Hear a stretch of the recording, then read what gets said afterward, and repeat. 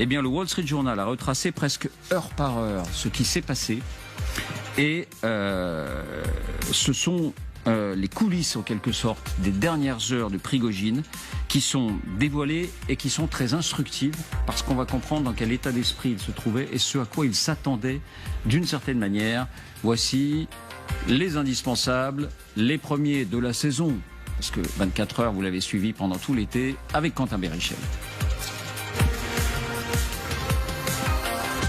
Bonsoir Quentin. Bonsoir David, bonsoir à tous. Donc où était Prigojine? Que faisait-il?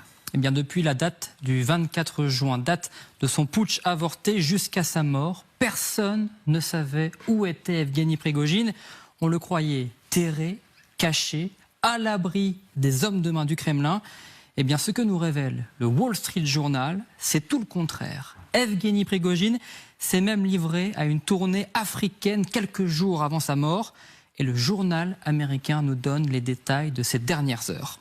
Vendredi 18 août, 5 jours avant sa mort, Evgueni Prigojine a d'abord atterri à bord de son fameux Embraer 600 Legacy à Bangui, en République centrafricaine. Il y rencontre le président Faustin Archange Touadéra. Evgueni Prigojine y est reçu comme un chef d'État sous les dorures du palais présidentiel. Prigojine a un objectif, rassurer et persuader le maître des lieux que Wagner n'est pas déstabilisé et que la milice continuera à être à ses côtés. Selon des membres présents lors de cette réunion, Prigojine a déclaré au président Touadéra que sa mutinerie avortée en Russie ne l'empêcherait pas d'amener de nouveaux combattants et de continuer ses investissements commerciaux en Afrique centrale. Car il faut le rappeler, les mercenaires de Wagner s'occupent depuis 5 ans de la sécurité du président Touadéra. En échange, ils exploitent plusieurs mines de diamants et des entreprises forestières en Centrafrique. Le Wall Street Journal nous apprend également que l'ancien restaurateur en a profité pour rencontrer d'autres partenaires. Et c'est là qu'on touche du doigt à ce qu'était la vie d'Evgueni Prigojine et surtout son business en Afrique. Durant ce séjour en Centrafrique, les représentants de la rébellion soudanaise, soutenus par Wagner, viennent en Centrafrique lui apporter des lingots d'or. Oui, vous avez bien entendu, des lingots d'or. Pourquoi des lingots d'or? Eh bien, tout simplement pour sa rémunération de ses activités au Soudan. D'après le Wall Street Journal, Prigojine n'est pas content en voyant les sacs remplis du métal précieux. Il en veut beaucoup plus. Il me faut plus d'or, s'écrit-il selon les propos rapportés par le Wall Street Journal.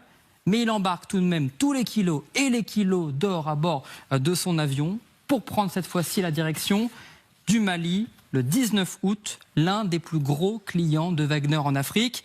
Rappelons tout de même 1000 mercenaires dans le pays en soutien de la junte militaire, contre là encore plus d'une dizaine de millions d'euros de contrats avec l'État malien. C'est là, selon les journalistes américains, qu'il tourne cette vidéo qu'il publie il y a tout juste une semaine, la dernière image d'Evgueni Prigojine vivant, là où il explique qu'il fera tout pour préserver les intérêts russes en Afrique. Et ce qui est extraordinaire également, c'est qu'à ce moment, le chef de la milice Wagner songe encore à développer ses activités en Afrique. Il profite de son passage au Mali pour proposer son aide à la junte militaire au Niger, qui a renversé il y a quelques jours le pouvoir à Niamey. Prigojine a offert ses services au nouveau gouvernement militaire du Niger.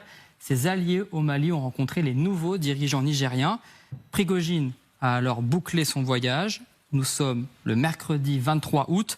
Le voilà qui regagne Moscou à bord d'un Ilyushin spécialement affrété et mis à sa disposition.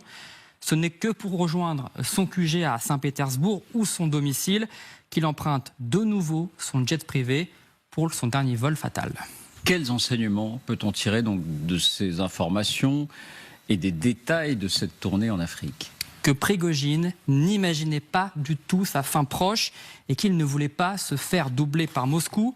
Depuis le 24 juin, Prigojine avait compris que le Kremlin faisait tout pour écarter Wagner d'Afrique. Le ministère de la Défense a envoyé des délégations pour informer les gouvernements africains qu'il ferait désormais des affaires directement avec l'État russe, affirme le journal américain. Prigojine sentait alors le vent tourner et tentait tout depuis 2 mois pour préserver ses contrats et ses richesses. Bref, il se projetait vers l'avenir. Restez avec nous, Quentin, parce que tout à l'heure, on va évoquer le successeur présumé putatif de Prigojine, en tout cas tel que le Kremlin l'imagine, et vous allez nous présenter cet homme. Je vous voyais approuver